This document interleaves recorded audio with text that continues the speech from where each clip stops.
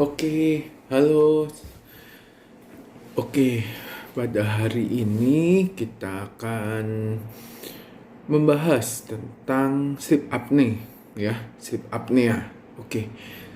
Kalau kadang orang tanya, sleep apnea itu apa sih, Dok? Nah, sleep apnea itu ngorok itu loh, ya, mendengkur, ya.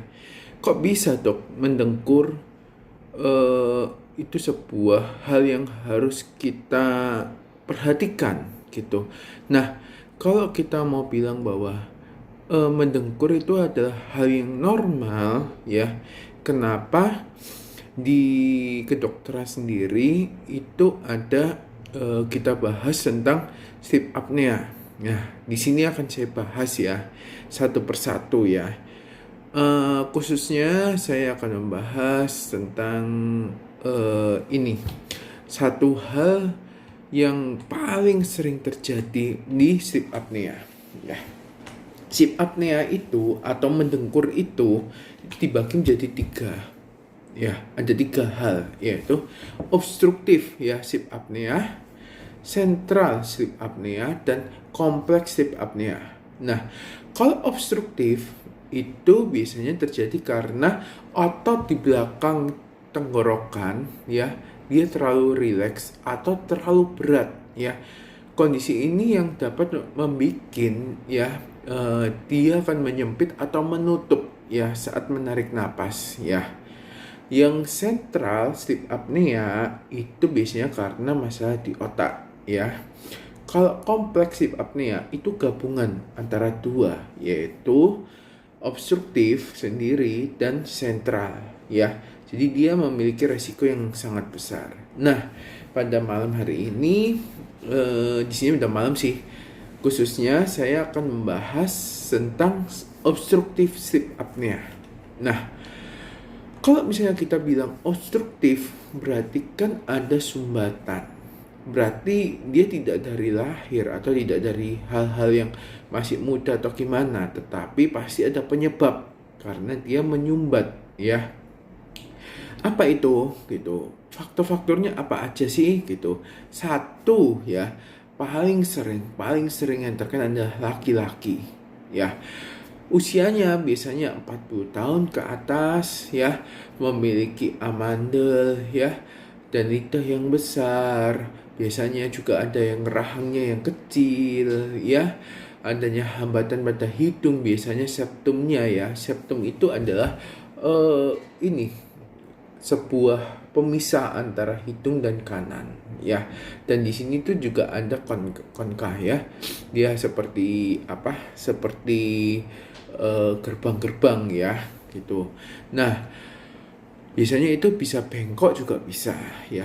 Terus yang berikutnya adalah punya alergi sehingga dia ada reaksi radang. Jadi ketika dia tidur ya, dia menghirup sebuah alergen ya, dia menjadi akhirnya radang dan mengalami alergi ya. Jangan lupa pasien-pasien sinusitis ya, atau orang yang mempunyai riwayat sinusitis itu juga bisa ya. Karena apa? Karena pembengkakan di daerah sinus ya. Sinus bisa di sini, bisa di sini. Dia membengkak dan dia menutup jalan nafas ya. Jadi mukosanya, dindingnya itu akan menutup karena pembengkakan ya. Yang berikutnya adalah merokok ya, kecanduan alkohol ya. Biasanya minum minuman obat tidur. Biasanya kok minum obat tidur itu rileks semua ya. Otot-otot itu akan istilahnya akan melemah gitu, akan seperti rileks, tidak bisa menahan. Jadi ketika kita tidur ya, lidah kita ini bisa jatuh ke belakang. Nah, jangan lupa faktor yang paling penting pada obstruktif sleep apnea adalah obesitas ya. Jika kita obesitas, maka yang besar itu bukan hanya badan, bukan hanya pipi ya, bukan hanya lengan, bukan hanya kaki ya, tetapi di dalam rongga mulut kita ini juga akan membengkak, akhirnya akan membesar ya. Lidah kita akan semakin membesar ya. Dinding dalam dari pipi kita ini juga makin membesar ya. Terus lapisan dari ini lapisan dari tenggorokan itu juga membesar ya gitu. Nah, biasanya ketika kita mendengkur, pasien mendengkur itu mereka tidak sadar kalau mereka itu mendengkur gitu.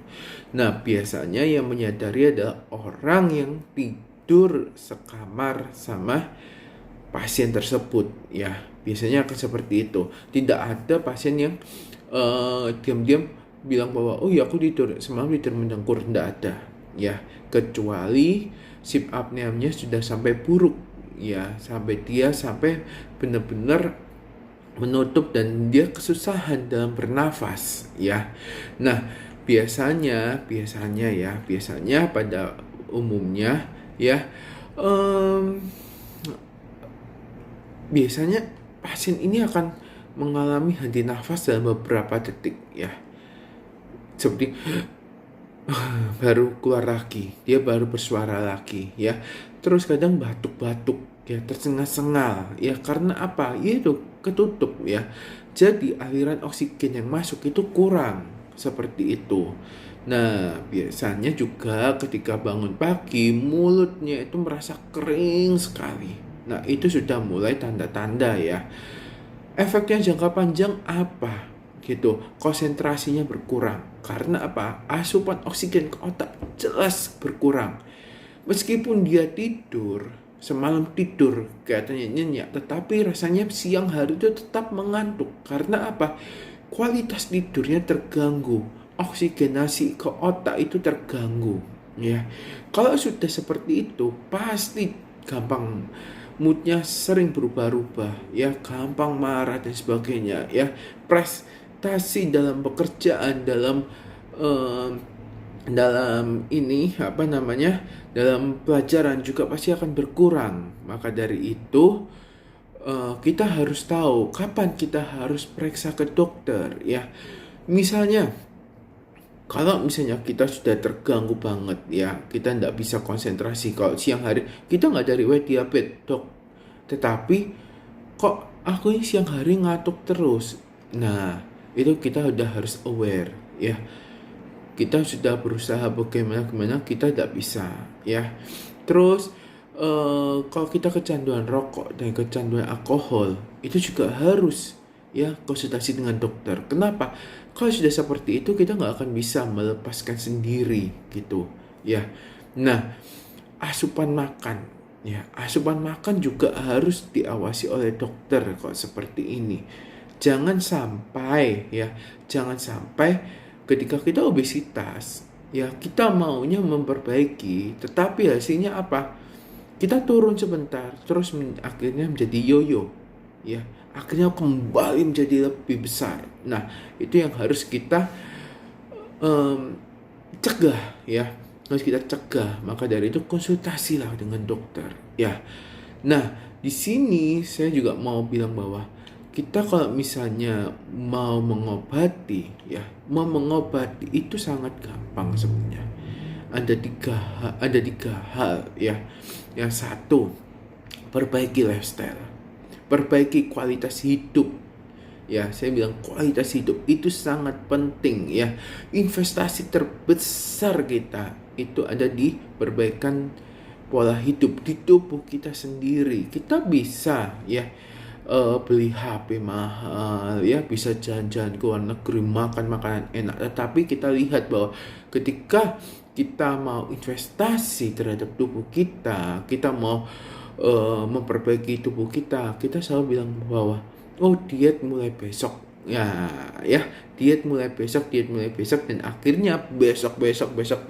Nah, akhirnya tidak menyembuhkan ya, makin parah. Nah, akhirnya jatuhlah dia harus menggunakan alat ya.